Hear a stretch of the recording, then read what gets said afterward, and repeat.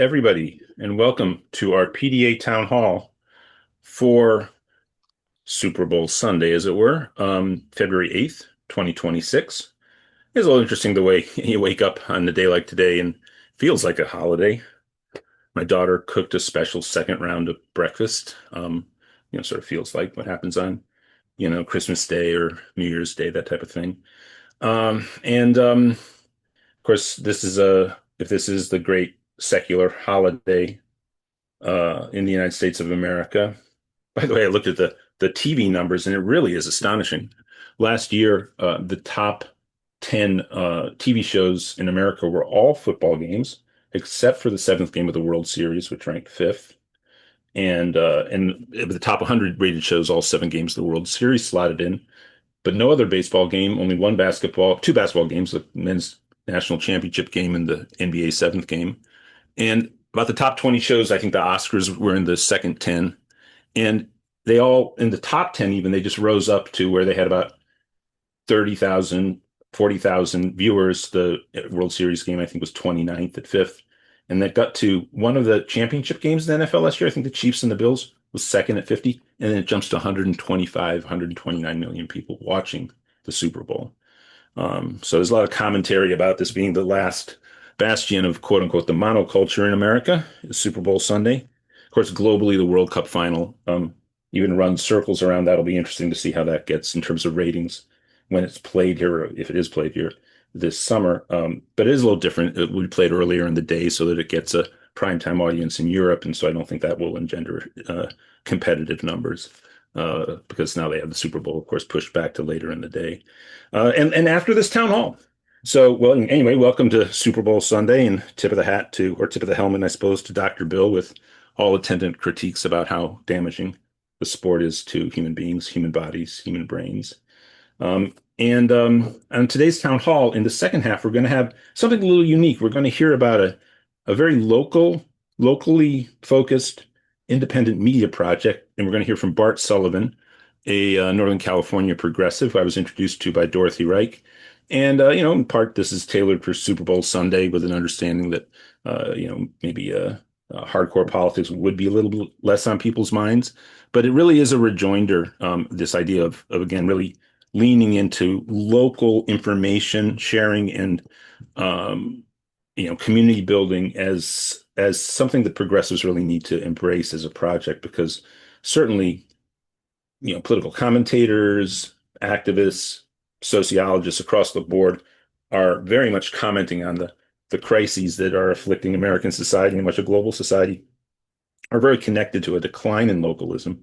So while he will be presenting a digital media project that he's developed, with an idea that maybe people could suggest the idea to people in their communities, or even find out about how you would spark a similar project in your community.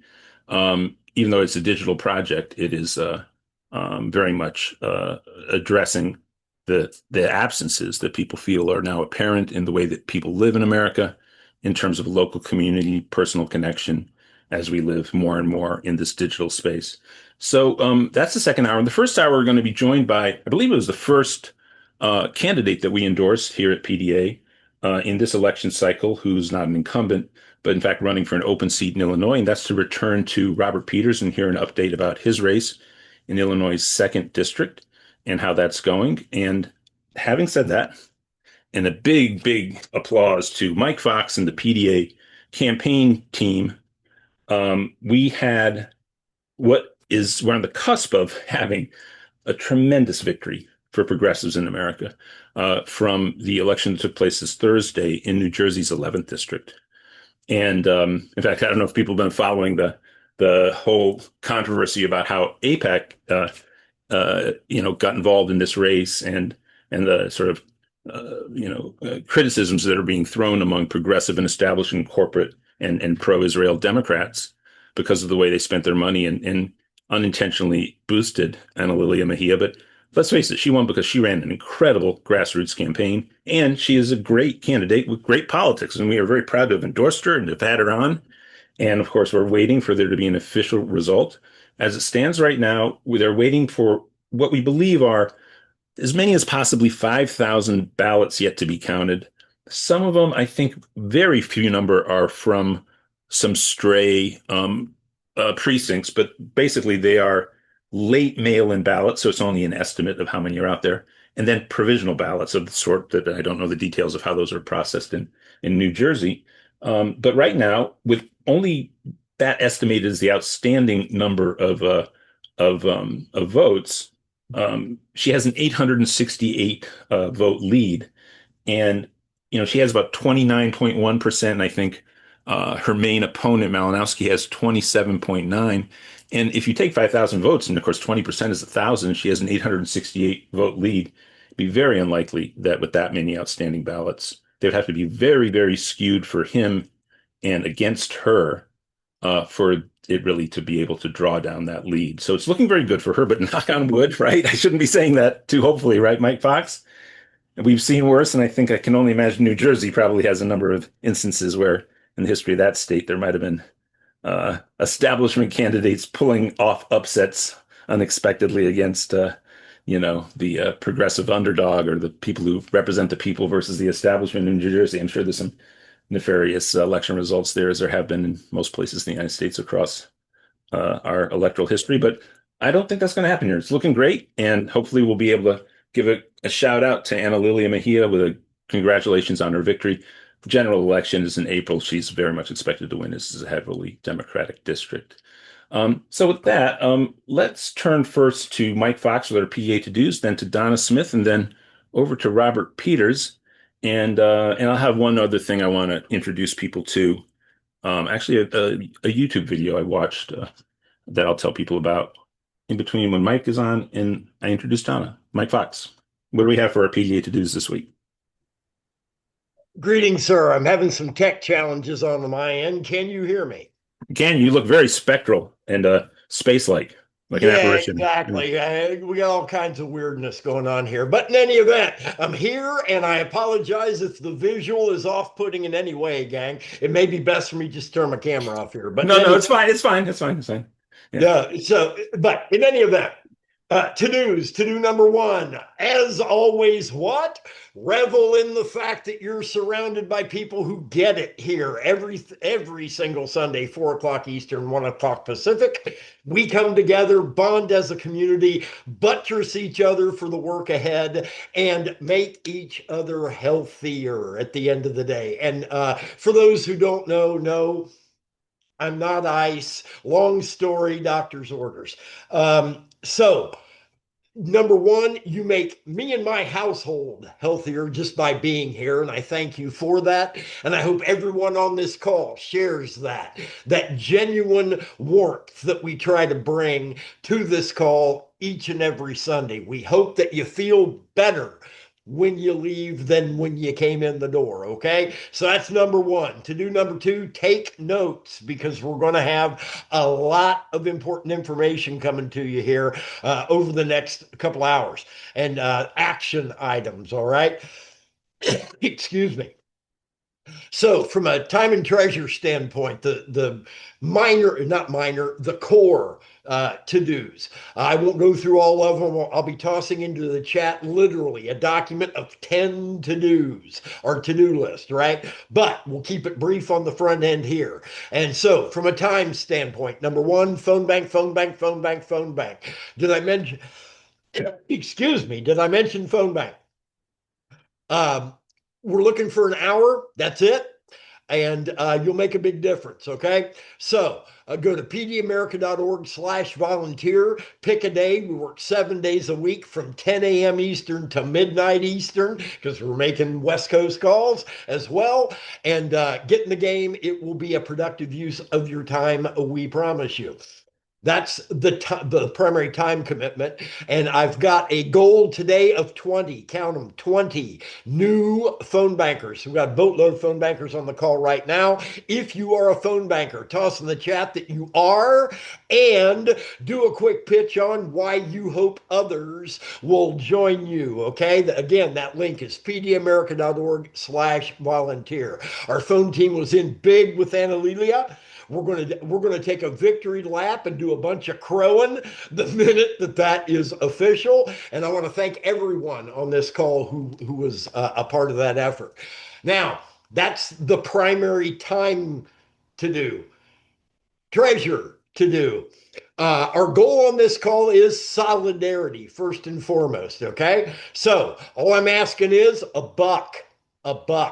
Toss in so that we can, as a team, support each other here. Okay. And with every single donation that comes in, that buttresses other folks and they get excited. So let's, as a team, see if we can't hit our goal of 100% solidarity here. Okay. If it's a buck, great. If it's $5, great. If it's 10, if you can do more than that, our good sister Dorothy is always so kind with her donations. If anyone can either match or beat Dorothy's normal $100, please do. But again, any amount is greatly appreciated. Nothing but love, regardless.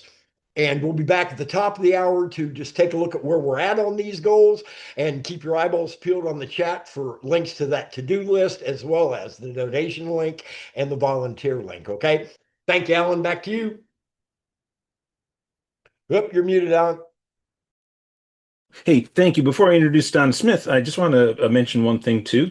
Just want to sort of dribble these out so people can get them and I don't flood everybody at once with the things I want maybe people to pay attention to. And one of the things I'm involved with right now is a project related to AI, and I think it's a hugely, hugely important issue as it relates to the structure of the American economy, to labor, to the environment. And this is, of course, this build out of the Silicon Valley digital most massive and influential corporations in the world and in the country into this new realm that, of course, is going under the heading of AI. So it's supposedly innovations and transformation of the internet and everything we experience to where the computers are smarter processing information and are more in a dialogue with us at this point, and maybe even more as future goes on.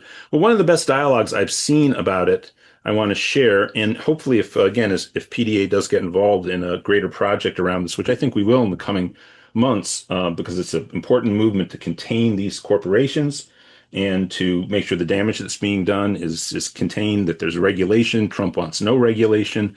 And this is a dialogue with Naomi Klein and Yanis Varoufakis, and I'm going to put the link into the chat right now. And just very intelligent conversation. And possibly we would invite people like that on to talk in a town hall, but you can hear them here. And two people that I know, they're both very brilliant, both very charismatic. It's a very good and reflective take on AI.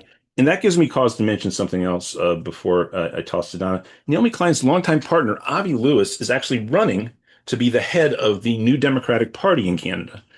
And that's very interesting because the NDP, of course, is the left party. One of the founders of the NDP is the person who brought universal single-payer healthcare to Canada, a very celebrated person in Canada's history.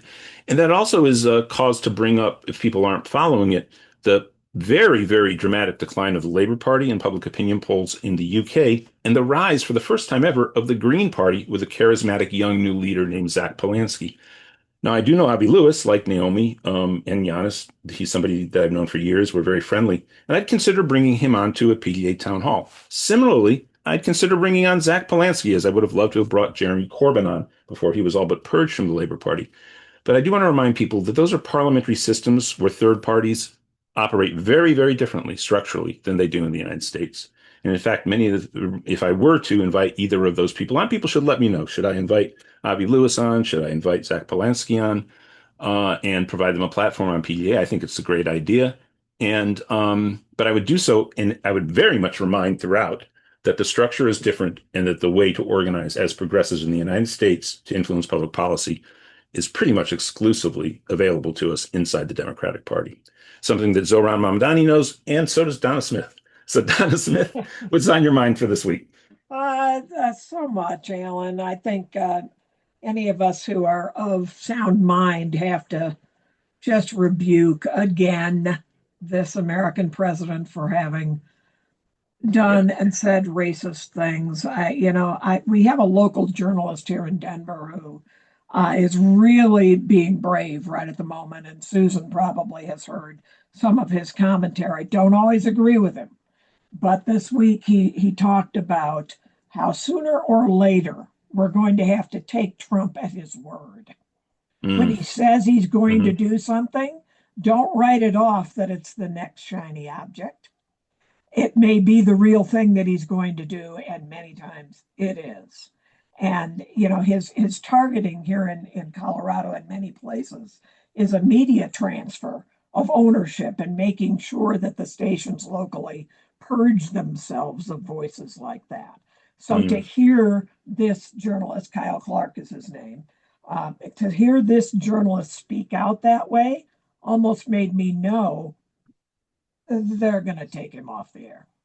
mm, They'll find a way. And, right. it pisses me off so much from a journalistic standpoint. And I saw Alex Lawson this week put up, one of our dear friends, Alex, organizer for Social Security Works, put up on Facebook we can no longer trust that what we're seeing in our major journalism sources is reality. We must be the journalists now. And I know I've talked about this before in relationship to immigrant issues and certainly in relationship to Minneapolis. I saw my first ICE action this week in Denver on a corner near a highway. I couldn't believe it at first. There was an unmarked car, and there were, I guess, officers. They had on some kind of badges of some kind. They certainly weren't police officers, and their car didn't have any identification. I thought I saw a gun. My husband said he didn't, but he was driving. Thank God he wasn't looking as closely as I was. But it wasn't pointed at anybody, but I thought I saw a gun. And I just was so in shock in those moments that I didn't instantly grab my phone. I know other people were, though. And that's what we all must do. We have to make it almost reflex right now to record what's happening and get it to people who can speak up. And if the elected officials in your area are not those people, you need to change those elected officials, period. We need to send it to them. And when they just rant about it, like I'm ranting about it, that's not enough. We elected them to do something about it. So that is my expectation. And I think that's what we're hearing across the board from the American people right now. And I think Dems would do well to listen. That if you're a Democrat right now and you're railing against what's happening, that's fine, that's great. But you also better have a very clear plan of action and be moving on it. And I think that that's what Americans are now expecting. They don't trust folks until the steps have been taken to make their lives better. So anyway, now I've ranted enough for today. Mm, I'm really glad that we're having another candidate from the Chicago area, because everybody knows by now I grew up in the suburbs of Chicago, was born in Berwyn, Illinois, which is just barely west of the Chicago area.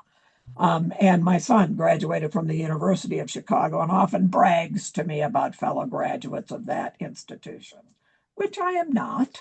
So he was the smart end of the family. So, so I'm always so happy when we have a wonderful candidate. And this week in particular, folks, most of us on this call are white. We don't know what it feels like to have the President of the United States depict our people as apes.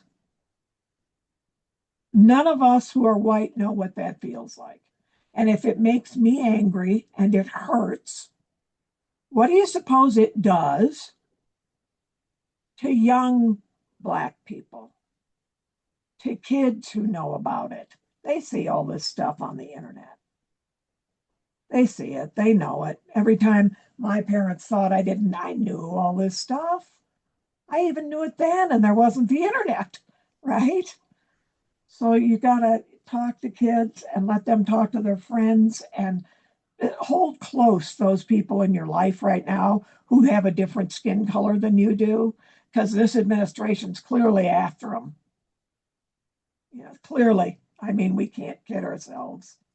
We can't kid ourselves. We are living in a time when we have to stand up together. So thank you, Alan. And I'm so happy to Hmm. be working on a history of Tim Carpenter. And many of you are getting emails from me to set up times when I can talk to you. So thanks for all of your cooperation. Well, thank you so much, and very, very well said. And it is stunning just every day the level of I mean, there's the whole Bannon strategy of flooding, the just overwhelming everybody with all this activity, and it's obviously been adopted by the Trump administration, but also just the his own dysfunction, his madness, his cruelty to the woman who was asking him questions, who he said didn't smile, so Oh, and the unbelievable. distractions from the Epstein file is Um, just, I have gone in and found to my and any of you who haven't searched the Epstein files for people you're concerned about or worry about, you should do it. They're all available to search. And I thank God the men I have worked with and associated with on a government level, thank God most of them, if they were mentioned because they were hated. And I liked that. I was like, oh, yeah, good. yeah, Thank God. yeah, Thank yeah. God I don't have to worry about that. But, when Yeah. you see some of these people who played around in the edges of the Epstein world, if they were on the edges, they were on the inside. And one of the main articles I read this week said that in Europe, if you were in the Epstein files, it is ending careers. Yeah. It is putting people away. Here, people are getting a pass.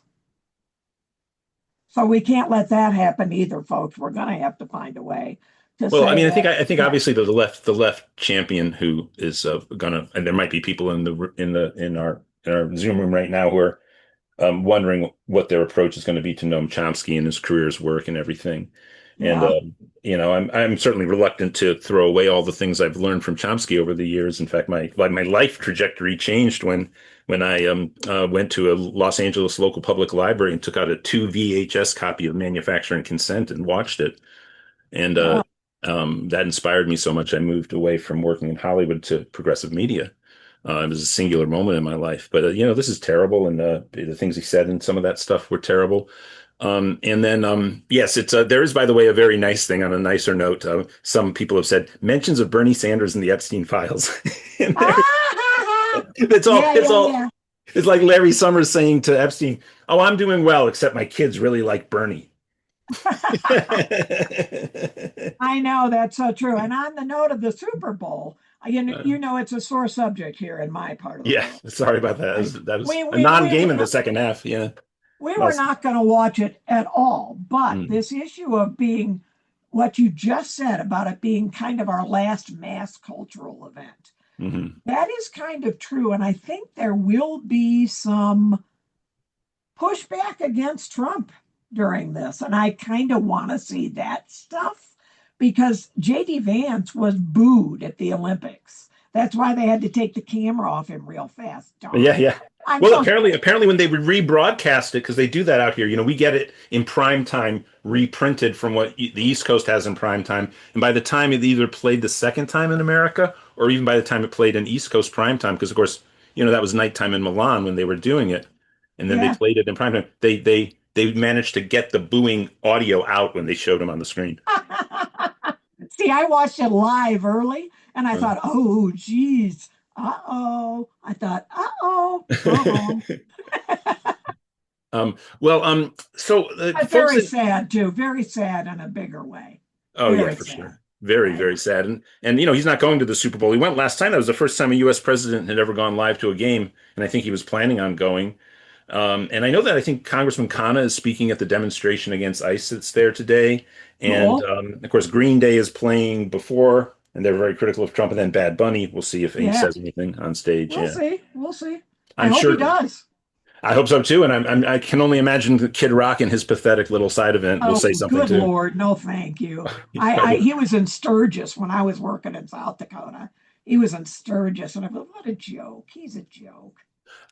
Well, yeah, and there's very funny things online. Actually, I think it was of all things from the Bulwark comparing Bad Bunny lyrics to Kid Rock, and the Kid Rock stuff is so misogynistic and violent and hateful.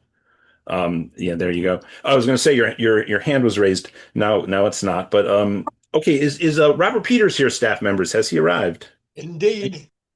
Oh, okay. I'm so sorry. I didn't see that he was present. So Donna, thank you. Sorry, we Chicago people keep talking and talking. I'm sorry. Well, I stay in Berwyn when I stay with Julie Lehrman when I'm in Chicago. She lives in Berwyn, so I should Oh, go do you? figure out. Yeah, it's a small little town. I should go visit where Donna grew up. I'd love to do that. You can. Yeah, well, see, I know Robert's not happy today either because the Bears are not in the Super Bowl. So this is not a good day for Bears fans or for Broncos fans. We're going to watch for other stuff if we want.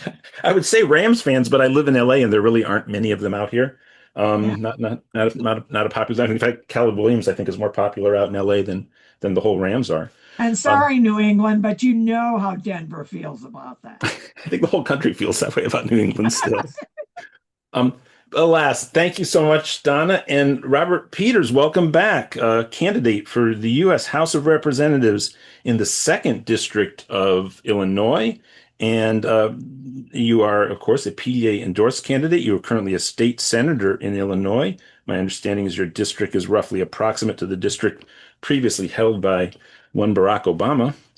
By the way, he went to college just over the hill from me, right over there at Occidental for 2 years before he went to Columbia. And Robert Peters, how you Brag, doing? Well, brag, brag, brag, oh, Joe. brag! It's no brag. He left after 2 years, went to Columbia, but but Oh, hey, okay. yeah, I mean, Occidental hasn't disgraced itself like Columbia has during the Trump administration, so there's that. Um, Robert Peters, are you with us? I am. Please. I'm here. Oh, great. Oh, hi again. How you doing? I'm doing well. I'm doing well. Thank you for having me. It's wild. I think we started on this campaign, and I was on the meeting, and we're now nearing the end of this campaign. And to be back on here, this is a real pleasure. And I'll just say, Donna, my sister lives in Berwyn and is raising her son there in Berwyn, and my adopted mom's family grew up for a good chunk of time they were based in Berwyn. So. Yeah, we have a deep connection to Berwyn, even though that's the western part of the city of Chicago. But yeah, it's been a fight. We've been able to do a good job organizing this campaign. By having PDA and by having the Congressional Progressive Caucus and a whole host of the Progressive Coalition supporting us, we've been able to build an organization that has a campaign apparatus, has 30,000 individual contributions, has hundreds of people volunteering, and has been able to, raise almost $1 million from small dollar donations, build a real base. But at the same time, just like what we saw in New Jersey 11, APAC has decided to put in, almost $1 million into one of my opponents. And so even though we've been able to raise a good amount of money, even though we've been able to organize, we do know that right-wing APAC donors have decided to get involved in this race. And part of that is because, I think there's a unique side to this. I'm Black, but I'm also Jewish, and I've been pretty outspoken around the sort of genocide in Gaza and speaking out and trying to be a peace first person and elected official. And so we're going to be in ourselves a big fight over the next month. But I'm very confident we have an amazing level of support.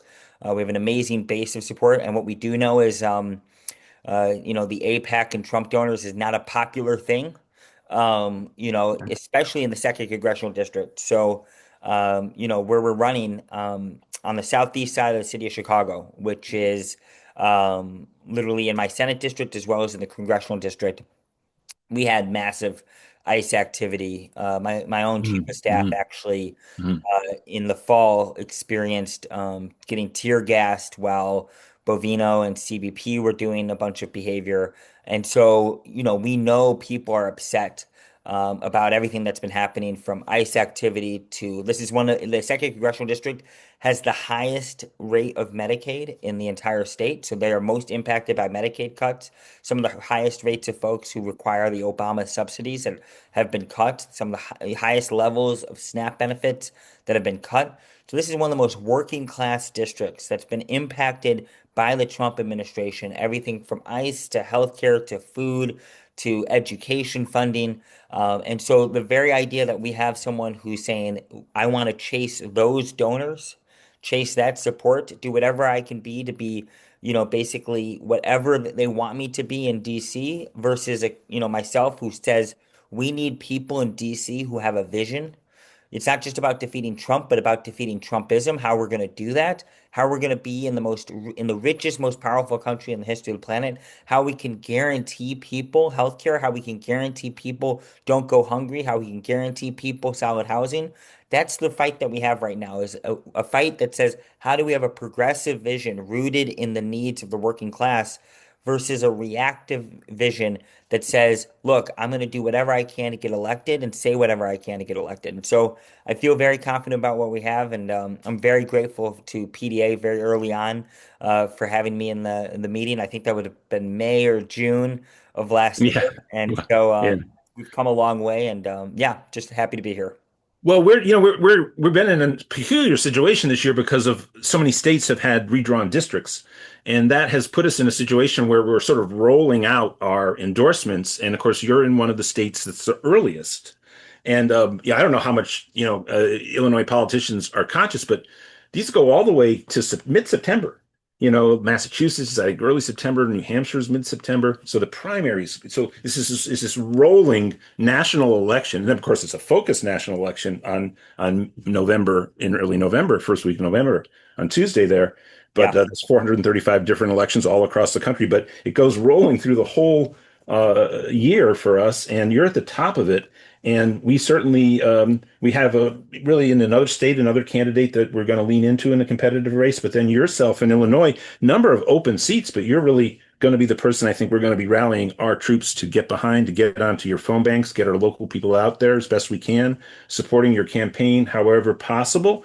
And Mike Yeah. Fox, quickly, is the split donation link in the chat right now?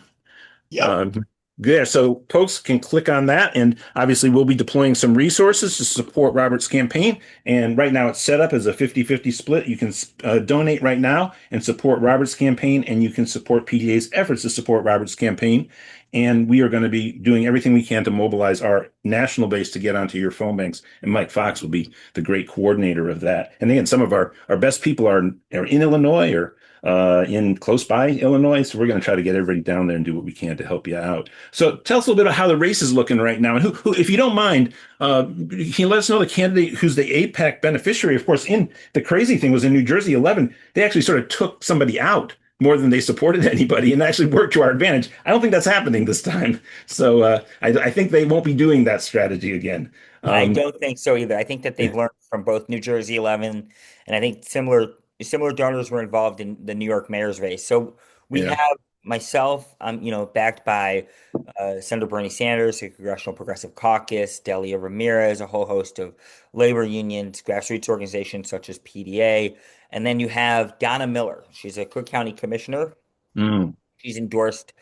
They haven't endorsed, but she's received 83% of her funding from APAC donors.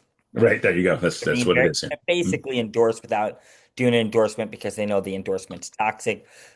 She's backed by, Rep. Brad Schneider, so that's also another sign since of his close relationship right. with APAC. And so she's become our main challenger. There's another one, a famous name, Jesse Jackson Jr. He Mm, doesn't necessarily have that much funding, and obviously people may remember he has a right. lot of baggage because he went to prison for federal corruption charges by the Obama administration sent him there. That wasn't Trump administration. He spent $750,000 of campaign funds on a lavish lifestyle. And so it's really the three of us who are the three major candidates. I would say in terms of financial support and organization, it's Commissioner Miller and myself. Hmm. But of course, you can't sleep on the name recognition of Jesse Jackson Jr. So we don't want to do that either. Our focus has been organizing and building a strong and robust campaign. We knew this day was going to come. We knew this moment was going to come. And now what we're doing is trying to highlight the contrast that we have between each other. And so that's been in full effect. It's going to be a tough fight when you're taking on APAC money. It is never easy. It's Oh going to yeah. require an all hands on deck situation, and for us to keep our pedal to the metal. And so, uh, Yeah. I live for this. I was the state senator who helped end cash bail, so I like Hmm. nothing better than having to be on offense for the next 4 to 5 weeks. And I also feel like I come from a world of community organizing. I come from a partner organization, you could say, or in a world of solidarity and people's action. I come from the people's action space. So, Oh, great. know, Mm. I understand what it means. Like in the 4 or 5 weeks, we have to really be on offense. You have to be creative. You have to be flexible. Anybody who does movement work understands the need to be creative and flexible. And we are not starting from a deficit. We actually were in a place of a unique advantage. And then she hit the cheat button and now has caught up. And so that's the next 4 to 5 weeks. We're going to need all hands on deck, knocking doors, making phone calls, the small dollar donations, whatever anybody can contribute to allow us to communicate. But I feel very good about where we're at, and I'm very lucky to be able to be part of a coalition and to be in deep solidarity with so many organizations doing this work. Absolutely. I mean, this is, yeah, first of all, we all think you're an exemplary candidate. So we are so thrilled that you've stood up and you're running. Just quickly, one question is there there's a lot of overlap between your Senate seat and the district, right? Is it 100% overlap or not quite? No, it's not 100%. Half of my Senate district is in the second congressional district. Mm, And then between that, then you have also this large part of the district, which is south suburbs. So the city portion mm, very heavily connected to my Senate district. But when you get to the suburbs, it's actually that's a new part of the district. But we've had an amazing group of people go out and knock doors, particularly in the suburbs, to inform those folks of who I am and what our campaign's about. Yeah, and obviously, as you can understand, we have a long-standing relationship with Rainbow Push. But we're absolutely he got in after we had endorsed you, but we were absolutely thrilled to stick with you and hold with you, and we'll do whatever we can. But his old district, what's the overlap there? It's not that great an overlap, I right? don't think it's that great Yeah, of an overlap. There's good chunks of it, but I will also say I have a good relationship with Rainbow Push. I mean, that's yeah. in my Senate district. I'm currently carrying a bill in honor of Jesse Sr., the Right. Reverend, Yeah. um, to expand civic engagement for young people across the state. I have a really good relationship with folks at Push in terms of just like, Oh, yeah. supporting the work that they do. And so, I think, when I talk to them, they make it clear this is like they don't want to be involved in a personal fight Yeah. between the two of us. And so, and look, that he's family and you got they support Sure. family. Of course. Also, where like I've been a close ally and supporter of Push, and so I continue to be that, and I still show up. We just did a press conference last week at Push. It was the amazing ladies at Push who've been doing a lot of work there and really run that place. They worked with me on the bill to create the Jesse Jackson Senior Youth Voter Engagement Act, and so my hope is to be able to pass that this year. Whether I win or lose a congressional seat, what I do know is that Jesse Senior deserves to have his Legacy Act put into place in the state. Yeah, we actually, as an organization, we come out of the Jackson campaigns. Tim Carpenter and Steve Cobble, our founding executive director and political director, were both in the Jackson campaigns in the '80s. And Steve Cobble, when you go into Rainbow Push, there's a big banner of Steve right there, and he was very close to Reverend Jackson all the way up until Steve's very, very untimely death in February 2021. Donna, I'm going to call on you first, and while I call on Donna, I'm going to ask people to raise their hands if they want to have a question for candidate Robert Peters here in Illinois' second district. But just to say, we're obviously looking to how I would love to do something and really honor Reverend Jackson sometime in the next year. And when you win this primary and then are poised to win the general, of course, maybe in the course of this year we can partner around that kind of event for Reverend Jackson. Great Okay, people down great. there, still down there. Donna Smith, what's on your mind to question for? So, a couple of things, Mm, Robert. Most recently, when I lived in Chicago, it was in 2008, and I lived at 107 South Paulina, which was right, very directly close to the United Center. And one of the most exciting moments of my life, and I don't know how old you were that night, but the night that Barack Obama was elected. And I couldn't, believe it or not, I worked right up until the time the election was over, because the election was not completely over all across the country. I was still working. I didn't get downtown, but I got home to my husband. And when Obama stepped onto that stage, we could hear a roar roll all the way from the Bean, from Millennial Park, all the way across to 107 South Paulina. It was one of the most amazing moments of my life. Now to present day, when things are oh, when things are a little bit more strained, Robert. I was talking a little bit earlier about what the American people are saying to Democrats right now. is that you're not doing such a great job either in Washington, right? That's what they're kind of really shook. I mean, they're going for Democrats in elections so far, thank God. But they're also not happy with some of the Democratic response, not necessarily to Trump, but to the problems in life that could be made better instead of worse. And on my mind, of course, is healthcare, Hmm. where AI, Alan talked about AI and things moving forward very quickly in the healthcare field. Hmm. And things are changing rapidly for patients without much engagement of patients and how they're changing. The costs of healthcare have gone astronomically high for Hmm. people who have to pay any portion of healthcare. And everybody knows it. I tried to resist last week going to urgent care because I didn't want to pay a $25 copay.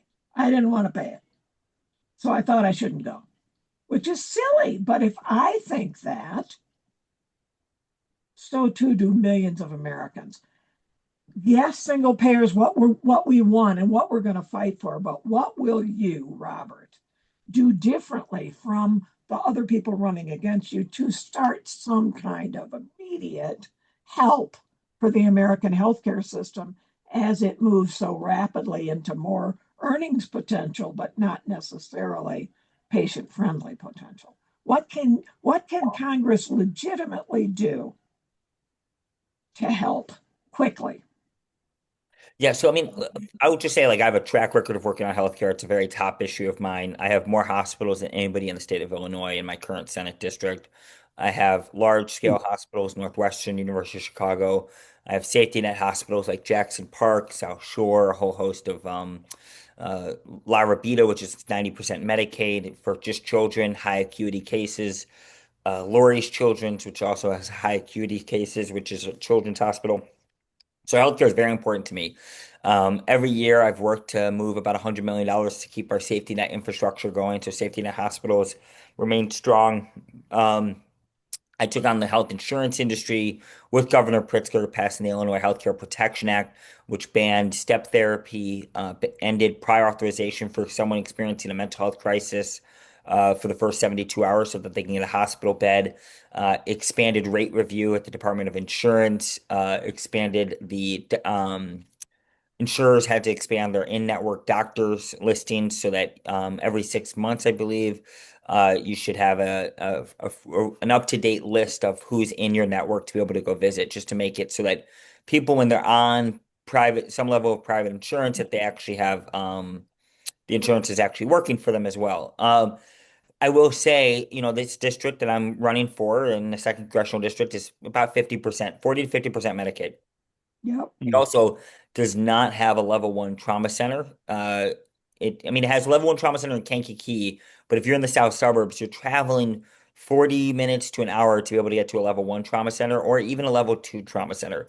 So the first thing I think about is how do we actually make it so that we reduce the healthcare infrastructure deserts that exist.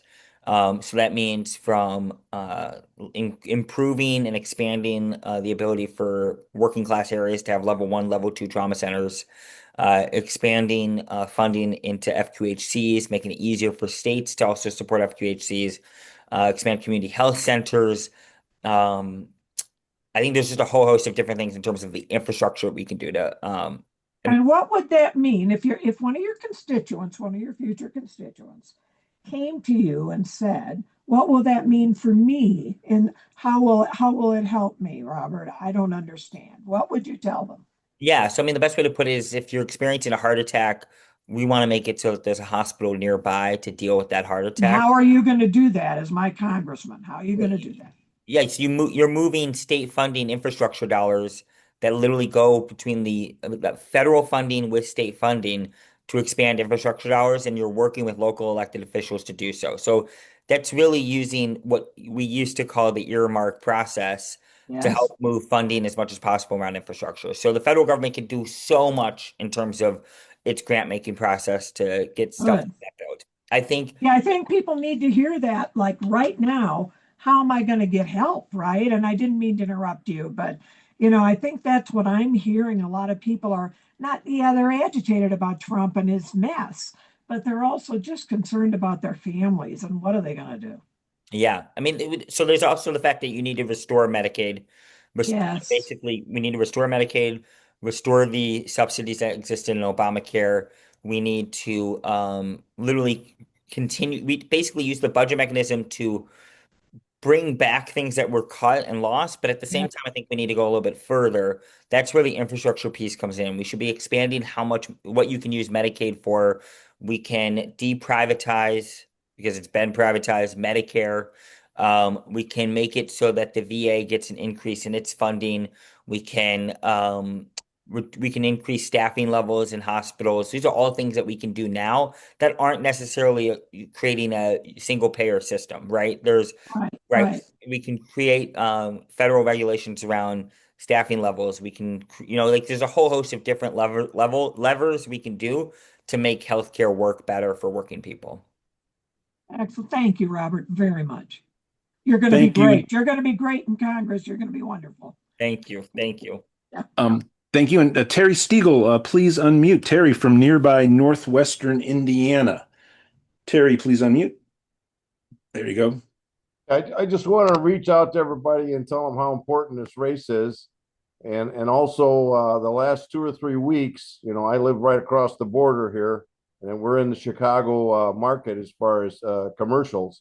And his opponent, she has been running a lot of commercials, and I was wondering where that money was coming from. Now it's real clear, as far as her funding. But she has been, and I'll tell you, they are decent commercials. So we got to do whatever we can to help mobilize people for Robert, because he's going to be in a tough race, especially with the commercial she's able to put out there in the market, because that's a pretty big district he's in. People don't realize that, he's got the south end of Chicago, but then it goes way south too, and he's got a lot of territory to cover. So we need to do whatever we can do to, get some probably some door knockers out there for Robert. So, and like I said, and she doesn't disclose where she got her money from. Well, she's supposed to, depending on how the channel of revenue is generated. It might say at the very end of a TV ad, she doesn't say where it's from, but it should be printed on the ad if it's possible to record it and see what it says. Started to Yeah. use a shell pack called Affordable Chicago Now, which is just an APAC shell pack to move super PAC money. Wow. So it's not United Democracy Project. It's terrible actually out here in my district. We had a very close race between a challenger and the incumbent, and the incumbent won by 3 percentage points, 51.5, 48.5. General elections are a runoff between two candidates in California, no more. And then the same candidate ran two years later, and it really seemed like things had sort of shifted to where the challengers' issues would have more traction, and the incumbent was backed by APAC. And when the Dodgers were playing the Yankees in the World Series, most expensive ads imaginable for LA, the local ads were all the incumbent's ads by United Democracy Project. His was frightening, folks. He won that by more than 10%. It had that much of a sway because we had never been flooded in this district with that level of information. So it's something that we all on this call have to process.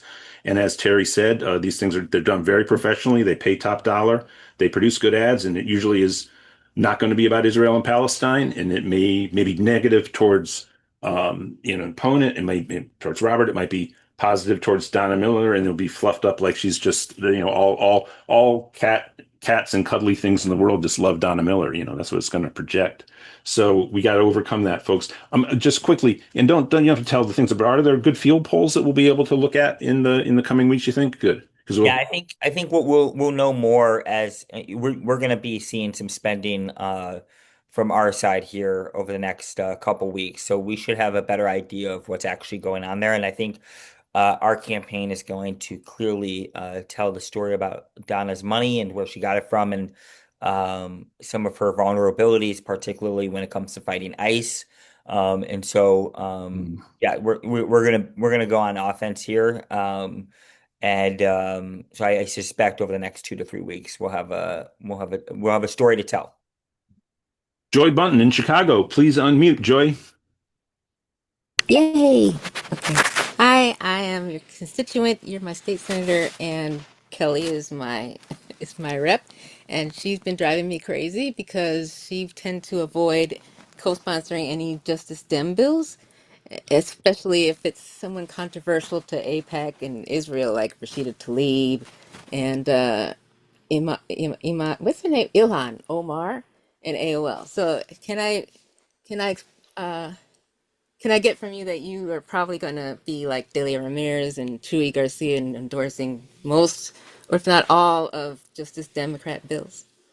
Yes, I'm very close to to Delia, and then to Chewy and everybody. I'm a progressive Bernie Democrat, so I'll be quite a progressive voice. So yes, yes. Yay! Okay, thanks. Thank you. Thank you, Joy. Neil Penn, you're up. Please unmute, Neil. Yes, good afternoon, Senator Peters. Everything you said was spot on. You certainly have both deep compassion for the working class and the pragmatics of how to take talk and turn it into action. The endorsements you have are the gold standards of being a progressive. My question is for activists throughout the country. It's one thing giving the message to people in working class messages, but if in the same district you have people in the suburbs that are not experiencing the same level of socioeconomic inequities and are not experiencing directly or vicariously the brutality of ICE thugs, how do you speak to them to get them on board with something as seriously wrong? Actually, so in this district, the suburbs are more working class than the city. And they are struggling more than actually the city. It is an area where when the projects were shut down, many of those families were moved to places like Dalton and Harvey, and they've experienced massive disinvestment and deindustrialization. At the same time, you've seen ICE raids happening throughout the south suburbs as well as the south side of Chicago, all the way down to Kankakee. But even then, if you go down to Kankakee, you're experiencing an area that is rural and post-industrial and has experienced a lot of economic hardship. So this is a very working class district across the board. And so the differences between the city and the suburbs is really just about um, almost a vibes in their response. So people from the city are proud to say that they stayed in the city, and people in the suburbs don't like people in the city, but it's not really because of the socioeconomic differences as much as it is as I mean, it used to be, but I think less so than before. Maybe in the 90s you kind of had that, but now you have maybe a little bit greater sense of home ownership in the suburbs, but even then, people are spending 40 to 50% of their income on property taxes. So if you compare that to the North Shore of Chicago, where people spend about 10% of their income, it's extremely working class.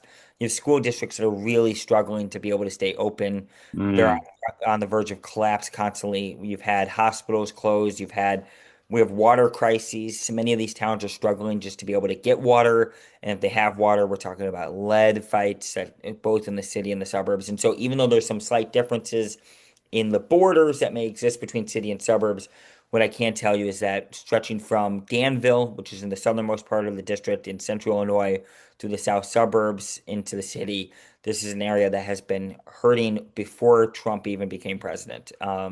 And so that's why it's not enough to just say that you're fighting Trump. You have to kind of fight the conditions that led to Trump, because these folks have been hurting. They've been impacted by the Great Recession. They've been impacted by NAFTA. They've been impacted by so many things over the last 30 to 40 years.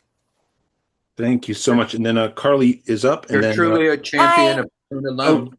thank you, Neil. Sorry We about move that, that. Neil. Yep. Oh no, go Um, ahead, Carly. Thanks, Neil. But one question, okay. and then we'll move on. On the Go ahead, Carly. subject of single payer health care, I just thought of something. You know how for some people they have to have an EpiPen on them at all times, but EpiPens can cost up to $600? If you have that, if that's on your radar, what do you plan to do to tackle the issue of EpiPens? Because it's not an exaggeration that an EpiPen is can be the difference between life or death for somebody. So how are you going to tackle that? Tackle that? How are we going to make sure EpiPens are covered? So, I mean, I will say so. I mean, it's a subsidy question. So there's two routes to do that. You could have the federal government help subsidize the cost of a thing like around an EpiPen. You can also find out what is the price of an EpiPen in other countries and compare that cost and then regulate the costs compared to that. So what is an EpiPen in Canada? What is an EpiPen in Belgium or the EU, right? Like we can figure that out. So there's a couple routes you could go to do price management, price control around medication and see if it's a form of price gouging. The other one is you can also, and I think the state of Illinois actually does this. I think the state of Illinois helps subsidize the EpiPen. I'd have to double check that, so don't hold that to me. But we do actually help with costs. So you can also move costs down to states to help do that as well. I obviously would prefer a single federally funded, both in terms of funding the cost as well as managing the price and creating price controls around healthcare. But what I will also say is that there's a variety of different levers that we can use to help bring down costs when it comes to healthcare things from EpiPens to insulin to hearing aids to a whole host of things to heart medication. Like some states can do prescription drug affordability boards and put particular prescriptions up there and have a regulatory arm. You can empower the Department of Insurance. There's a lot of different things that you can do at the state and federal level, and being as creative as possible in the short term in order for us to get to the big thing in the long term is the way I would go about it and approach it. Donna, and then a question for Mark. Yeah, this one's a quick one, Robert. Where are the nurses unions on with you on your campaign? Are they helping you? I love them. NNU is all in. INA is all in. That's Oh, All way to right, go. then. This Love is 'em. a very I good wouldn't be an thing. organizer without NNU. Let me tell you something. Well, When I was at Reclaim Chicago and the People's Lobby, NNU is the reason why I was able to organize. So NNU and INA are all in. Way to okay, go. so maybe some of us who I used to work for NNU, I was their national single payer organizer, but maybe some of us who want to ask our NNU sisters and brothers to let's do some more for Robert. It Oh, would be good. I'll tell you this, they're doing a lot, but I'll always take more. I'm very grateful. NNU is, I can't shout them out enough. I can't. Cool. Thank you. One of our strongest institutional partners as well. This is Yeah. glorious. Mark, please, the floor is yours, Mark. Yeah, thanks very much. Can you hear me? Yes. Okay. Well, I'm a South Sider also. Mm. I write for People's World on South Halsted on labor and on politics. And Donna actually answered one of the questions I was going to ask about the unions. Besides NNU and INA, what are some of the other progressive unions that are in your corner? And the second part of it is give us your take on the top of the ticket race and how it could affect you. I'm thinking of the Senate race. I mean, JB's a shoe-in. So, but give us your take on that one. Yeah, so I'll just say like it's important. So I should have maybe said this, and I'm just so used to people saying my normal story, but I'm the chair of labor in the Senate. I think I've passed, I don't know, it has to be almost like a dozen very important labor bills, from modernizing our child labor laws in response to the rest of the country, weakening child labor laws, so strengthening them, expanding temp workers protection, so 600,000 temp workers got a massive increase in protections, expanding the DOL's ability to regulate labor standards, Illinois banned captive audience meetings. I was the sponsor to end captive audience meetings and expand workers' freedom of speech. I'm currently working on a bill with UFCW Local A81, which is also they're supporting this campaign, but they're a friend to ban automated price gouging at grocery stores to get rid of AI-based price gouging. And so I'm very close. UFCW, NNU, INA, the iron workers, the bricklayers, the insulators. There's a whole host of labor unions. ATU, the machinists. I could name a few more, but those are like some of the bigger ones that have been very supportive of our campaign. And I think I'm the only campaign that has really a good chunk of labor support.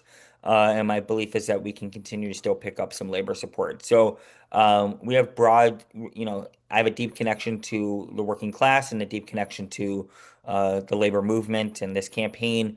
We were talking about the Rainbow Coalition, and I truly believe that this campaign is modeled off of how do we make the Rainbow Coalition one for the 21st century. And so it's deeply connected to that. And so, UAW hasn't endorsed, but the local we do every canvas outside the UAW hall and on the southeast side, and we do a canvas a week there, and I'm very grateful for them there. And I think we're doing a canvas out of the insulator sometime here soon. Yeah, and I just checked it out. Your Ms. Miller does not have any union endorsements, as far as I can tell, and her endorsements read a little bit like a checklist of the moderate Democrats, establishment Democrats in the Chicagoland, with one or two exceptions. But we'll talk to those people. They're misguided, I think. Okay, so Heidi and then Timothy, and then we're going to have to wrap. We're already at the top of the hour. So quickly, Heidi and Timothy, get your questions. And I'm going to go to Heidi and Timothy, and then we'll go to Robert for final thoughts. And yeah, Heidi, you have the floor, Heidi. Yeah, can you hear me? Yep. Okay, great. Thank you, Robert. Just wondering, where do you stand and would you support the Markey and Ro Khanna bill of the Green New Deal for health? Well, I am a supporter of the Green New Deal. I'd have to double check what the Green New Deal for health is about before I just say anything. But I mean, Ro Khanna's endorsed my campaign, and Ed Markey's a legend. So I would want to. I most likely would be supportive, but I'm a supporter of Green New Deal, so I'd have to see Green New Deal for health, and I'm guessing I would most likely end up being there. Once I better understand it. But I don't want to give you an answer just to give you an answer. So we'll have someone here send me the bill to look at. But my guess, knowing my politics and my inclination, is that I'll be more likely to be supportive, especially with those sponsors too. Thank you, Heidi. And Timothy, you have the floor. Timothy. Hey, Robert, thank you very much for being here today. It's good to hear from you. Considering the extreme amount of attack that's been going on in Minnesota, what I was wondering is what can Congress do to ensure that state sovereignty, where their jurisdiction is well defined in the Constitution, can be enforced against a national police force that has been called ICE that has been attacking states' rights? Yeah, I mean, I think like the Congress and the federal government can do a lot more. And that's my wonderful wife walking in the background there. But I think we could do it. Congress could do a lot more. Holding Kristi Noem accountable, holding Bavino accountable, literally the entire administration accountable. Congress right now is a non-existent governing body. It's there, but it's not doing anything and allowing this erosion of our democracy. And so I think Congress can have broad powers and can actually go broader to holding this administration accountable. It's not just about protecting state sovereignty and states' rights, which, to be honest with you, it's such a wild situation, but this man's been so authoritarian. He's gotten me as a progressive Democrat talking about state sovereignty in a way that I never thought I would do at the age of 40. Yeah. But here we are. Yeah. And so, like, in my opinion is actually, if anything I've learned from this is that we can have a strong federal government. I would like to have a strong federal government doing good for people, not a strong federal government at war with its people. Hey, thank you so much. And well, final thoughts. Look, we'll obviously be in touch. We'll be giving updates on your campaign over the next month, and we have campaign calls every Thursday. We may give you a call, see if you can pop on one of those as we get closer to Election Day, and that's where we'll really be driving people over to phone banks from across the country, from the region, obviously too. And as Terry said, if you're in the region, we'll be encouraging people to go down, knock on doors in your district. So, final thoughts, and and your wife looks great in the background, but she's passed through again. So go for it. I just want to say thank you so much, PDA, and it's really great to be in this coalition. I think we started this call talking about solidarity, and so the way we're going to be able to defeat fascism is with solidarity. And so I'll just say I'm honored to be in solidarity alongside y'all, and to know that my job is to be your leading organizer in the Capitol, and when we get there, I'll be your chief organizer inside the Capitol, fighting for good. Thank you. Thank you so much. And just a note on that too, we are getting really strengthening our lobbying operation up in DC, and it'll be just fantastic to work with you up there. So, Of okay. course. Thank you, everybody. Okay, onwards. And everybody, please support Robert's campaign if you can. The link is in the chat to make a split donation between PDA and Robert Peters for Congress campaign. And of course, we'll be having these campaign calls every Thursday. And now that the special election is through in New Jersey, as we wait the final result, the likely positive result, a victory for Analilia Mejia, which is fantastic, we now have to work on bringing a victory. As we can see, the lines are drawn in this district. As I said, I just checked out Donna Miller's website, and yeah, we really got to lift Robert Peters up into a victory, make sure that, do everything we can. And, the progressives, this, of course, should also be said. We really have wind in our sails, not just in this sort of competition inside the Democratic Party. I think as the political formation that needs to be ascendant and is ascendant in terms of winning hearts and minds across the public right now. And the more primaries we win, the more we are presenting a new face to the Democratic Party, of the Democratic Party to the people across the country. And the Democratic Party is going to be the vehicle that's going to defeat fascism, it's going to defeat Trumpism, and is going to remedy the ills of our society with a progressive Democratic Party. Those are issues we can tackle, and we can have a much more economically and socially just America in our lifetime, folks. I know it looks it seems almost like a difficult dream to imagine is possible, but out of this kind of crisis, we can go to something much, much, much more positive. And that's often how progressive turns happen in societies across the world. And we can do that right here in the United States right now, electing Robert Peters. That's the next assignment on board, with a few other candidates across the country on March 3rd. But Robert, as important as any of those. Jim Langford, you have your hand up before we go to Mike Fox for PA to do's and then to the next segment. What's up, Jim? I do. I just wanted to ask, do we have an estimated date on when the New Jersey primary will be finalized as far as the mail-in ballots, when everything will be considered over and done with, and the actual, announcements made? Well, as somebody out here in California, if anybody knows the way California elections are counted, I shouldn't really say anything even remotely critical of any other state. And I think New Jersey is more efficient than California. And what I have been told, it said Tuesday or Wednesday is the likely date at which more the information will have been collected. And that seems a little bit. Well, it was Thursday. Don't forget, it wasn't Tuesday. So they said 3 days from the end of the election. I think they meant Friday, Monday, Tuesday, meaning they'll give us the results either on Tuesday or Wednesday to count the mail-in ballots. They have 3 days to arrive. I suppose Saturday counts, so that would mean they'd arrive on Monday, get counted on Tuesday. But I don't think they can start counting them until Tuesday because they have a 3-day window to arrive in Jersey. And I think that's 3 days that the mail's open, not just through Sunday, but through Monday. So that's my sense. That's what I've been told, and I think that's waiting for these final tranche of mail-in ballots. But then there are provisional ballots too. The ones that people sign and they're not counted the day of. But I don't want to opine on that because I don't know how that works in Jersey. I know how it works in California. Thanks, Jim. And Mike Fox, you're up with our PDA to dos, and then we're going to be introducing Bart Sullivan and just a very interesting project that he's developed that I do think is the kind of focus on building local community that we as progressives have to really start thinking about embracing as we ascend as a political movement, as we win more races around the country, and we need to put out a 360-degree vision of a society that's works much better for the people on the planet than what we have in the United States right now. Mike Fox, where do we stand on our PDA to dos? All right, gang. To do number one, we're 8 minutes behind right now, so I will make this rapid fire.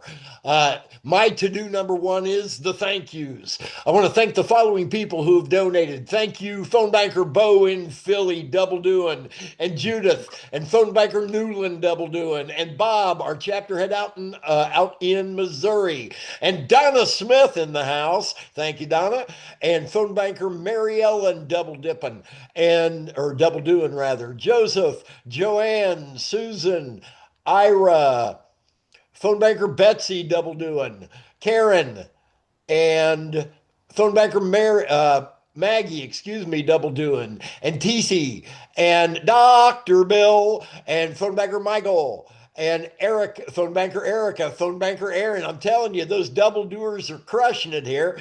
Likewise, double doing Mary and Lisa, Neil, Bob again, Beth up in North Carolina, and Mary Ellen, phone banker again, and Bob again. Bob's on fire. Phone banker Beverly, double doing, and Peter and Linda. And Susan, thank you so much for your more than kind $100. Gang, we're a little bit behind here on total dollar amount, so please do, if you can match or bump up Susan's more than kind $100 donation, please do. I will personally match the next $100 or more donation. And thank you, Karen, and thank you, Dr. Sonmore, double doing as always. And thank you, Sheila, for your monthly donation. And thank you, Kent, Jennifer, phone banker Michael, Judith, phone banker Mary, Maxine, John, phone banker Aaron again, phone banker Jane, and Michael, who starts us, and Michael's up in Chicago. Michael starts us off every week with his just like clockwork $5 donation. Thank you, Michael. All right, gang. We still need to keep piling on here, as well as let's take a look at where we are on our goals for phone. Okay, we're 8 short right now on phone banking. So please do hit the pdamerica.org/volunteer link.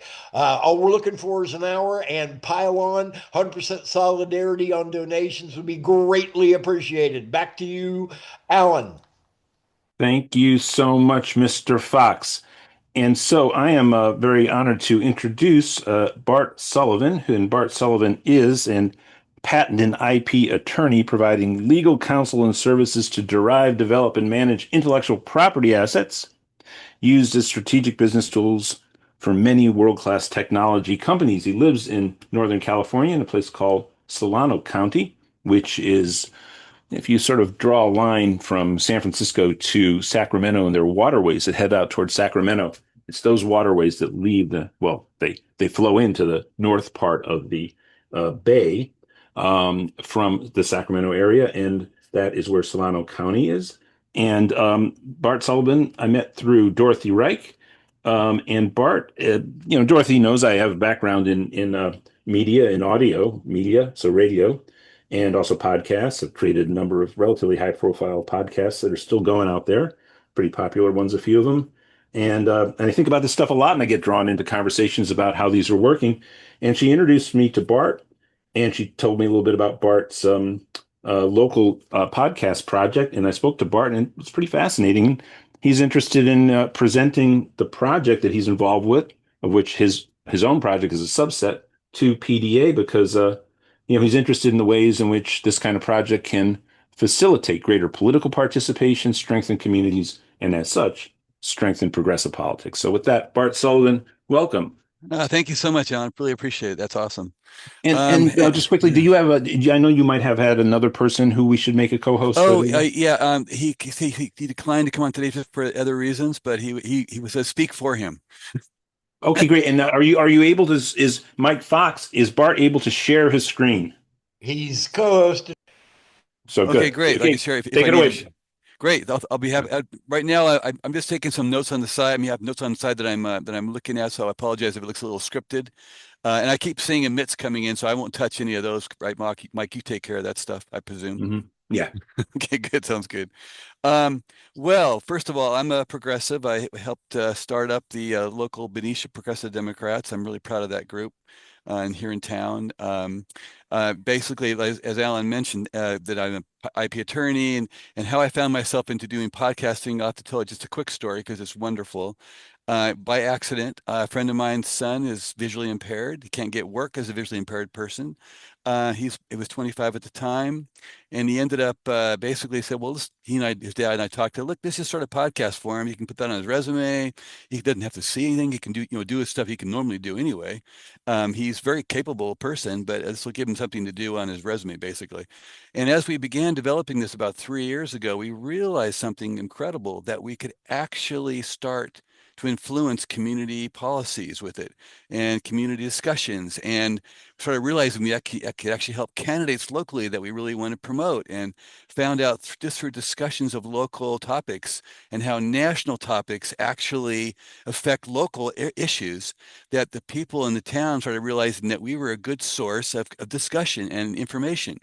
And then we realized that, my gosh, we're able to, we have actually elected or helped to elect two local candidates that were now city council members, a mayor, and other people in the, and other types of things like past tax measures. So we just are stunned by the power of this and the wonderfulness of this going out with this true willingness just to help the community out. We realized we could actually counter misinformation real time by working with the people locally and talking to them just through our discussion model of podcasting.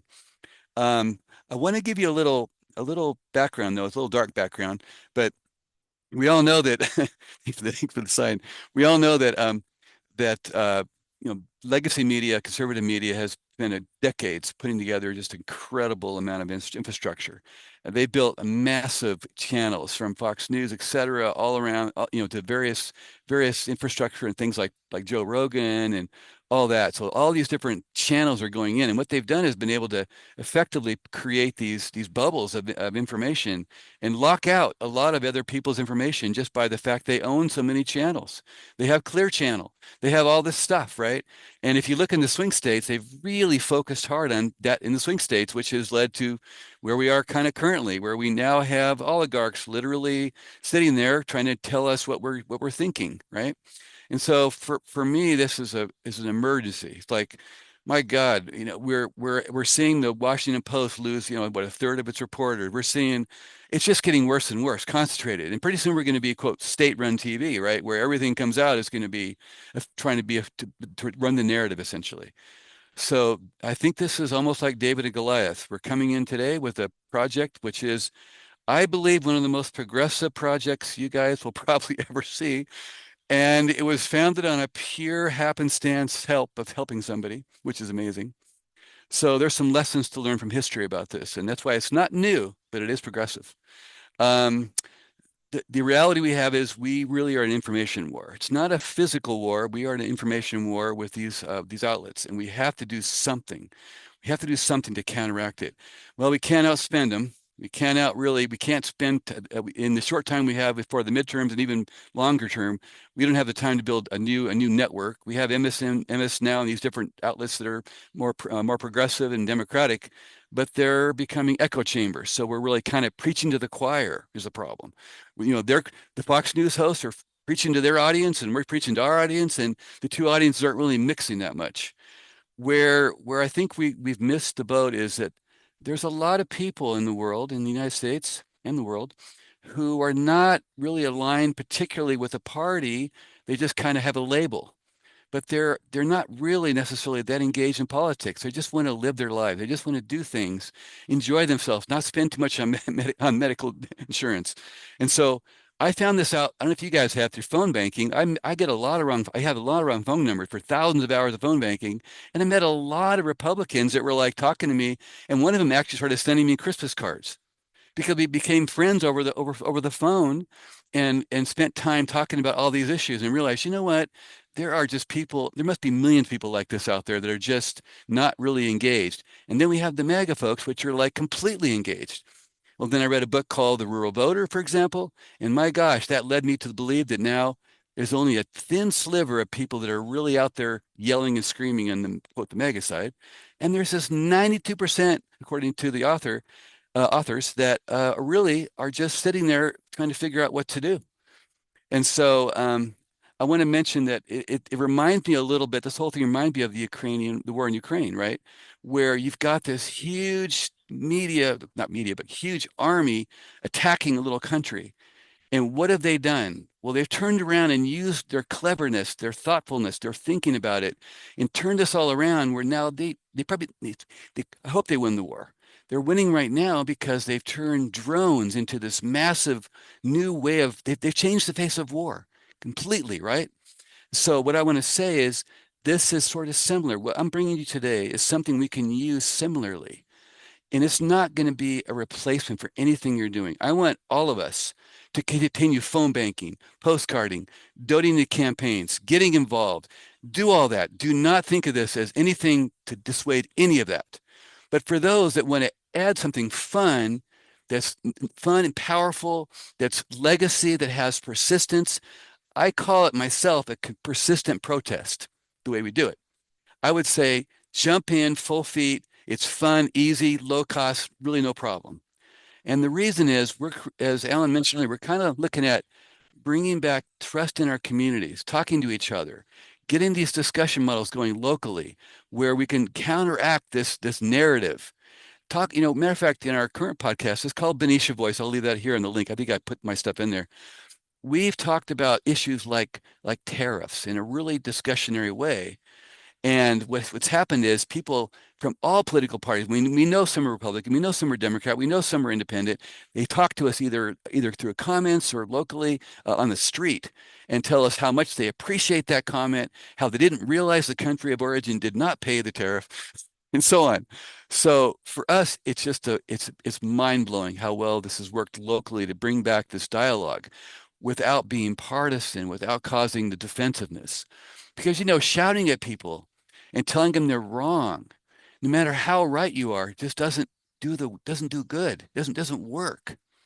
All right. So what I'm recommending, what my colleagues recommending is local civic podcasting. That means just kind of like take Benicia Voice as sort of a model. We take it and we plant it everywhere in the United States, especially in swing districts and swing states. We put it there. We literally can fly a drone cast into a red district, plant the seed, put it there, get popular community involvement. Because why? Well, because it's part of the community. They start listening to it. We start turning around the false information, the misinformation. We start to use it as a truth, not really truth bomb, but call it discussion bomb, where we're discussing things and causing people to do one thing, have cognitive dissonance. That's because what they're hearing from Fox and other companies may be leading them down a road where they have a belief. And the only way I think we can really get around that belief is to have them start doubt that belief in some way. There's historical precedence of this, and I wish we had thought of this as like a new thing, but no. There's a guy named Sefton Delmer. Look him. I'll send some links to you guys at the end. I'll also put some information in. He was a World War II Englishman who was raised in Germany, spoke German, ended up creating all these local broadcast stations from England that blasted into Germany in German. And they weren't partisan, they weren't political. They were things that were just like, I'm going to say vaudeville-ish, the way they were described, how they operated. And the German folks could listen to them without fear, because if somebody came by from the SS and said, hey, why are you listening to an English channel? They would say, oh, this isn't English, this is German. So they could, if they listened to an English channel, they were at risk of being executed. And this is true. So think about that. So he was able to go in cleverly, be able to figure out talk to people in their language and talk to them in a way where he began seeding truthful information in about the war and giving them doubts about what the Nazis were doing. And he helped win the war. Sefton Delmer, amazing guy. And I found him by accident. And there's an author named Peter Pomberatsev, who is also, and I'll leave that as well, who talked about him. You can see the TED Talk on this. And Alan, it's amazing to me that this almost mirrors kind of what he was doing, what Sefton was doing, but in a way that we're really trying to just build this communication again, build some community values together, talk to each other in a nice way. Anyway, that's kind of the story behind it, and sort of how, our dream would be that every campaign, including Rob Peters, he should talk to me. Everybody should start a podcast in their area. Every campaign should have staffers doing this weekly. Every Democratic institution should be doing this weekly or whatever, and get it out there. And think of the thousands we can do. We can literally build a network of these podcasts around the nation, everywhere, and small towns, rural areas, whatever. And we can make a huge impact. And you know what? We don't need to get everybody in that middle group of people to be on our side, right? We just need a few. There's millions of people in this camp that we're missing. Mm-hmm. Let's help them come to our side. Let's help them realize that we can help them. that we're literally here to help their lives. It's not just all talk. We actually have actions. Like Rob mentioned, we can do things in government to help them. So Yeah. yeah, so that's that. There you go. Sorry, I'm getting, Yeah, no, for sure. Most of Americans are very alienated from the yeah, way that the political system was designed, in particular around speaking directly to your representative. Now, of course, yes, every Congress member represents 700 to 750,000 people, yeah, but even as we saw in New Jersey 11th, roughly 65,000 people will, maybe 66,000 people will have voted by the end of it. Of course, it's a primary. But it's a heavily Democratic district, so not that many people are even involved in voting, let alone going and speaking to your congressperson. The type of project that you've developed is very conducive to encouraging that kind of participation. And as Representative Jim McGovern said to me, right when I was new at PDA, the secret weapon, the latent weapon in America is the population not addressing their representatives. So its constituent advocacy is just so diminished compared to the way the system would work, even as the population has expanded. In other words, when each congressperson represented a third of the amount, there was actually more constituent contact hmm with representatives than there is today. So it's really declined. And so your podcast is on the World Wide Web, right? yeah. It's And on the World Wide Web. you can listen to it anywhere in the world, but your audience is you've designed it so that you're getting a consistent audience and it's all Yes, local. So how do you get the localities to know it's out there? And yeah, then did you update that Google form because that might be helpful for people yeah. signing up? I'll put that in right now. I can't put anything in right now because I get to add. I think someone needs to give me admin access for the chat. If I can put it in chat, Oh, let okay. me. I can as a co-host. You can't as a co-host? I Oh can't. well. It Yes, won't. yes, yes, you can, I Bart. Okay. can. Okay, let me try again. I'll try. Um, yeah, so yeah, we made it local because we thought it'd be fun to have a local podcast, not realizing that we were kind of essentially creating a local kind of audience that was going to love the podcast because they're all local, right? The identity, it wasn't about identity politics. It was about just they love being in the community and talking about the community. So that was just a pure serendipity thing that happened. And then we realized that we weren't trying to build a national podcast level thing, which is very difficult to do, right?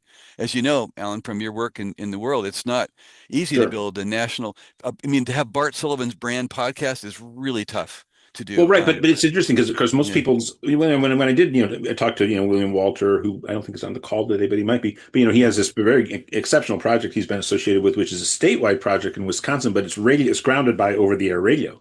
Even though I'm guessing, as with all over-the-air radio these days, half or more than half of the listeners actually are listening online, and they might listen to the show that's archived. But it is a statewide project. It's localized to that degree. But when people develop podcasts, generally develop thematically so that people can listen to the subject wherever they are. Some, of course, have clear focus, and of course, there are all sorts of, for instance, sports teams have fan right. podcasts, Yeah, and that's going to be localized and stuff.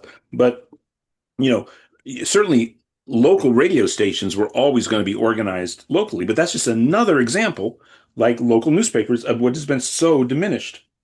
So one of the major points of background for Bart's project is the absolute, almost complete collapse of local media and how much that collapse of local journalism has informed people's sense of alienation from the political system. Because when you don't have media that reports on events happening within the range of where you live, but only focused on international news, but mainly national news, it really facilitates this notion that, unfortunately, particularly with the American right, has become so widespread, but among the general population, that it's these elites out in Washington that we have no connection to whatsoever who are ruling over us, as opposed to the locally elected officials in the range of area that you feel you could have influence and control over.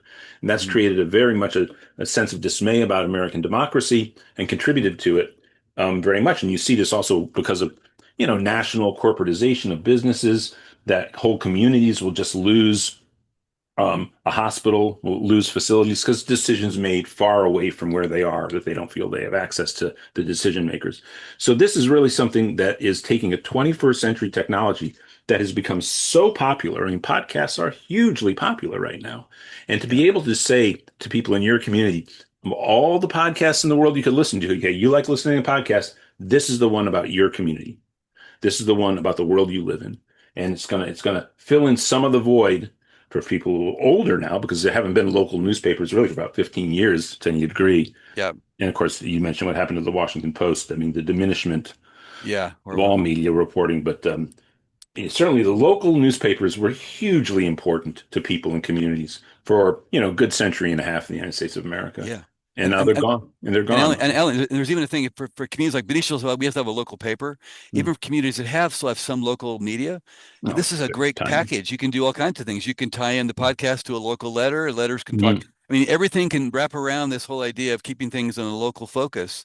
Mm-hmm. And go back and if people, I recommend go back and look at our older podcasts. We even did candidate forums from our podcasts, which Oh, were that's great. hugely popular, Right. hugely.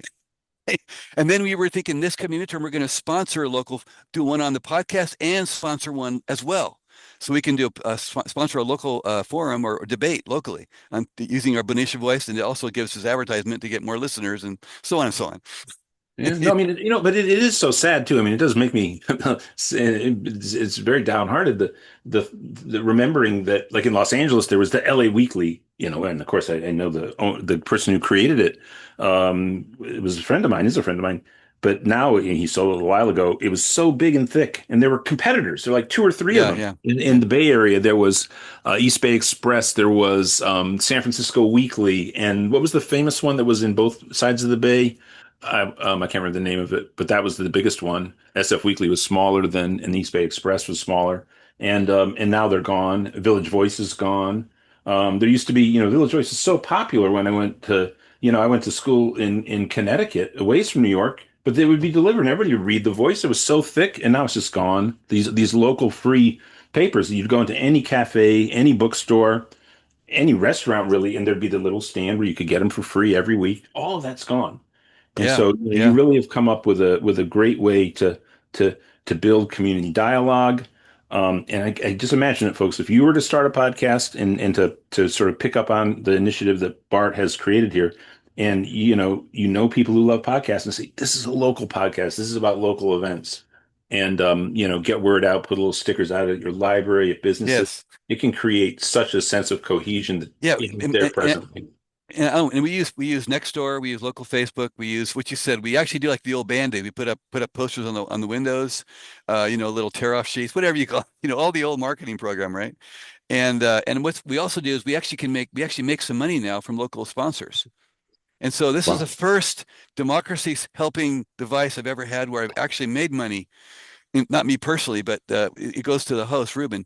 But the money we make actually can make money, so people could actually make not a living, maybe, want to do this, but Yeah. why not? I mean, it helps. Everything helps. So there you go. Um, Gosh, what else? I'm trying to get a PDF in there. Let's see if I wanted to get a PDF out there, but I can't get the PDF in Yeah, for no, some reason. that isn't going to happen, Bart. We needed All to right, take care of that before this thing started. All good. The link works, and I just filled out your form. Oh, great. way to go. Mike Fox on the air in Pinellas County. You'd be a superstar, Fox. Let me, my You thing are a is, superstar. let me just put in this. I'm going to just cut and paste this into the chat so people have at least have the information. And Um, then later, maybe we can pass it out to them via email when you guys have a chance somehow to get it distributed and to see if this goes in or not. Maybe wait, it's so too many. The Google Doc, there it is. Google Doc. Let me see if I'm gonna like how much I'm gonna get this because it's really fun to have. Let's see if it'll give me. I gotta cut down my. I can't put too much in there. Sorry about that. It's okay. Then Murtaza, though, you're up next. If what's on your mind, Murtaza? Question for Bart or comment? Yeah, no, a question slash comment. Um, so like one thing I'm thinking about doing locally is I'm a delegate to the California State Party is create kind of some video or some Zoom about, how people can get involved, how our community members, our local Democrats can have a say in the party.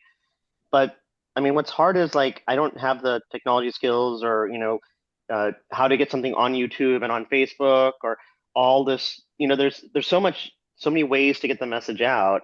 And do we have like a progressive training program, or is there a place to go, or is this all like just be able to put a screen of here's this PowerPoint of the flow chart of how the party works and some voiceover, you know, who does somebody give you training for that? Is there some place to Yeah, go to if learn you about it? sign up on the link that I just put in there, and I'll put it in there again, right? So there's a Google form. Bart will get in touch with you, and all of it. I can tell you, making podcasts, folks, Simple. is pretty simple. And I still work on a weekly, just check-in basis with the Ralph Nader Radio Hour, the Nation Magazine's podcast, and Jacobin Magazine's original podcast called Jacobin Radio. All three were ideas that I brought to those platforms. Ralph started as a radio show that became a podcast too. And the one of the three, I still see the mixed down template every week before it's submitted. And once you're in the routine of having your intro music set in a place and maybe a break music in the middle, and then you just take this file, you drag and drop, just make sure it's aligned right with the music fade down. It takes like 5 minutes to build a podcast. And of course, to record it and to have the content and to research it if you need to do that in advance, well, that's of course time consuming and it takes place in real time. You record a podcast in real time. So you interviews. And by the way, if you stick a camera on, no, we're talking about local podcasts, but if you want to create a more national or international podcast right now, probably just want to stick a camera on you. I've been amazed actually, Bart, to see how popular these things are when they're just podcast content, but that person sticks a camera there and they put them on YouTube and then they double their audience. You know? Right, it's amazing, right? And even the local, we've done some video. Since Ruben's visually impaired, we haven't really done that. We haven't needed to, but it's been fun. We did it with the city manager. It worked out pretty well. Okay, we got a lot of Mhm. comments on it. But you're right, it can increase the viewership as well.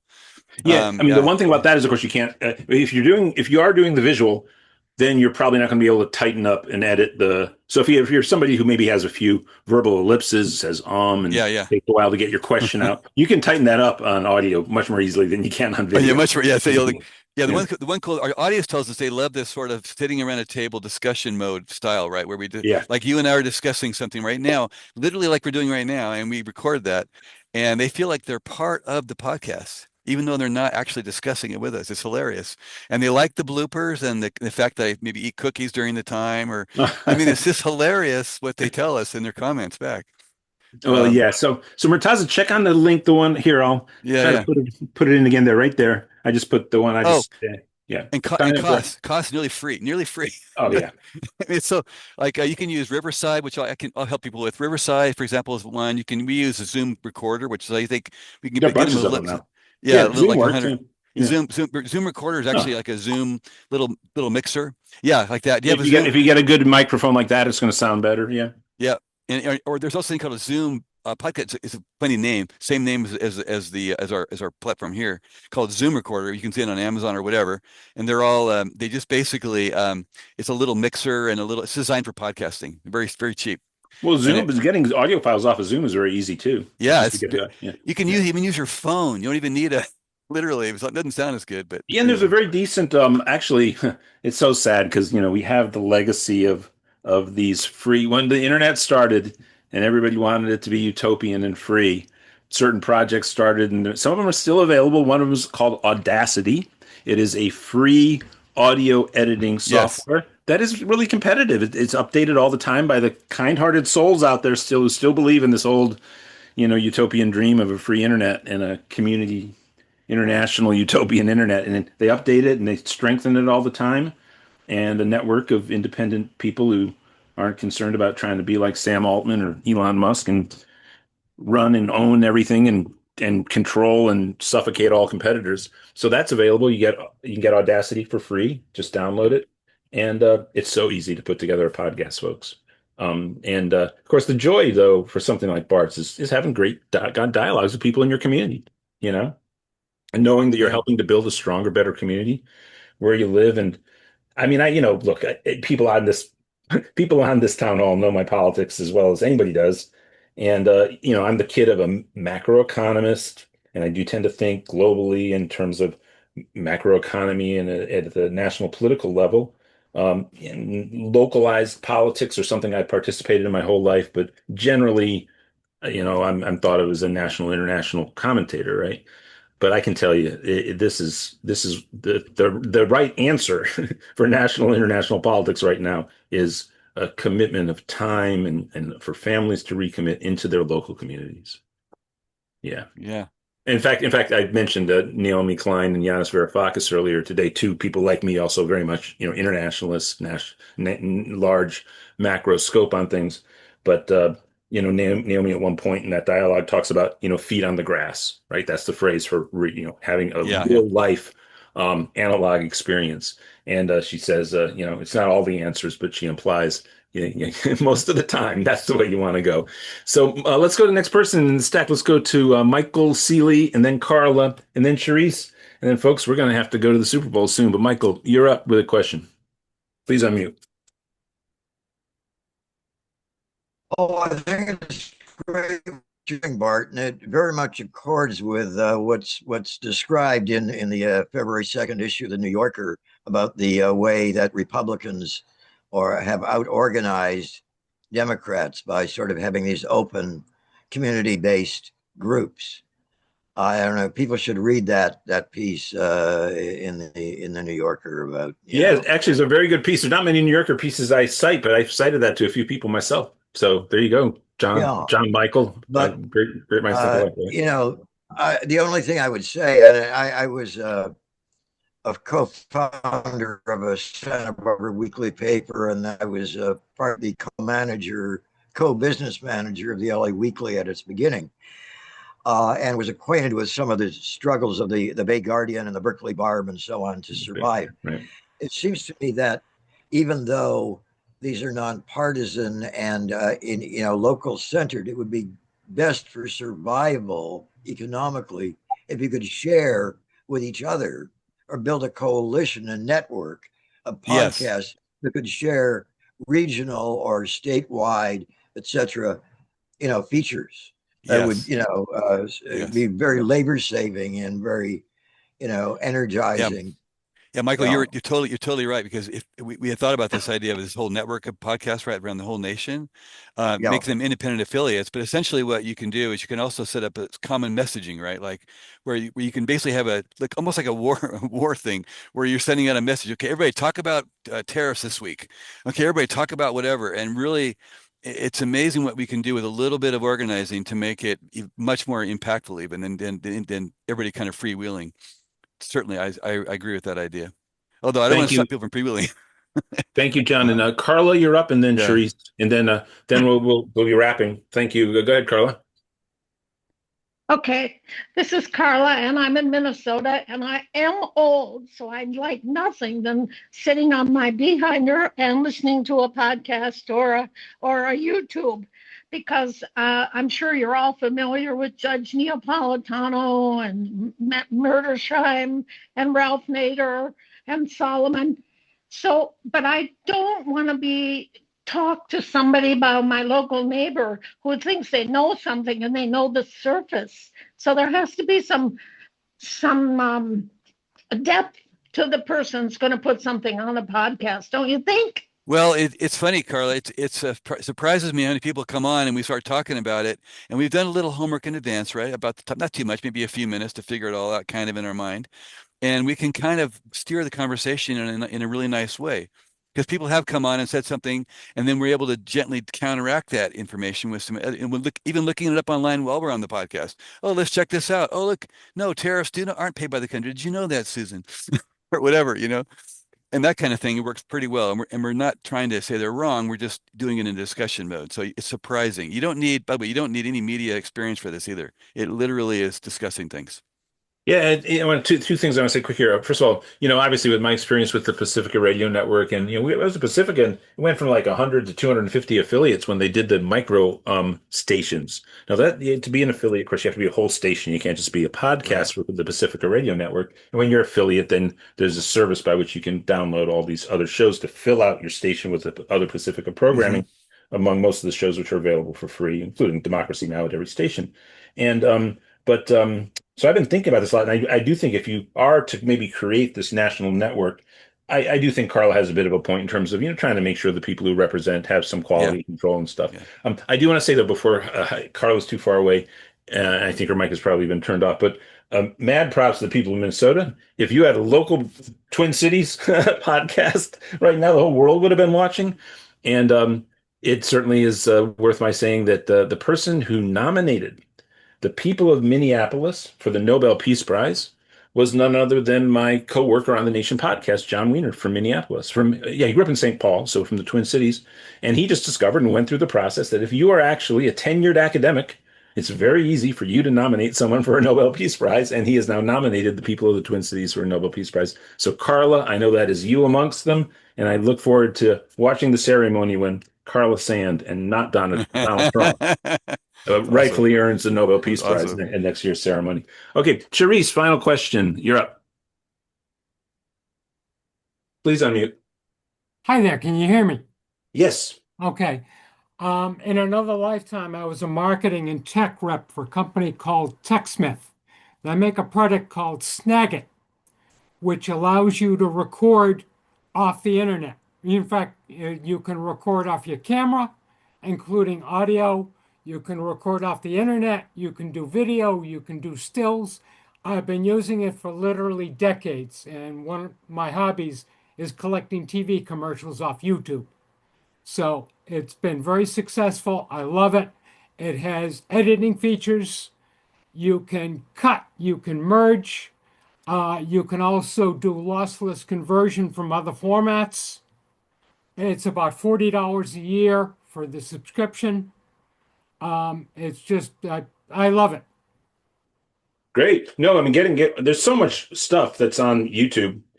And I mean, I sure wish I had that kind of thing handy all the time just to grab up little clips and share them with people to make points because we all listen to a lot of YouTube these days. I mean, if you look at the numbers on it, it's staggering. Yeah, And Windows 10, 11 allows you to do stills, but Snagit allows you to do video. oh, I see. Okay. Yeah. Well, thank you, Teresa. That's fantastic. And Bart, I hope you took a note there from Charisse. And Yeah, snag well, it. well, hey, so look, we are pretty much out of time. I promised Mike Fox we'd get out about now because of the Super Bowl. And so final thoughts, and I'll put again the Google form in the chat to sign up to be in contact with Bart. And I hope everybody found this as illuminating as I have. And tell us more one more time, Bart, your final thoughts. Final thoughts are we have the opportunity right now to make a huge difference by adding something so powerful that's amazing. And currently the conservative media is not looking there. They're actually looking at just keeping things national, even though they have these community things they're trying to figure out. This is a chance right now for us to capture the Twin Cities podcast. Someone should do it right now. Do it right now. Just publish that and you're good to go. And There then we go. and call me, please. Everybody call me, talk to me, email me. We want to help. We're excited about this. My link's in there. I'll send you the information, but there's links in there. There's great links to look at for historical perspective. And I can't tell you how fun it is to sit around drinking tea and eating cookies and saving democracy. How's that? Man, you make it such that you want to have visuals on that, man. But okay, that's cool. There's no people can use their imagination, just like the old classic days of radio. I mean, Yeah. by the way, I gotta tell you, it was fantastic for me to. I mean, I never grew up thinking I'd be a radio person, you know.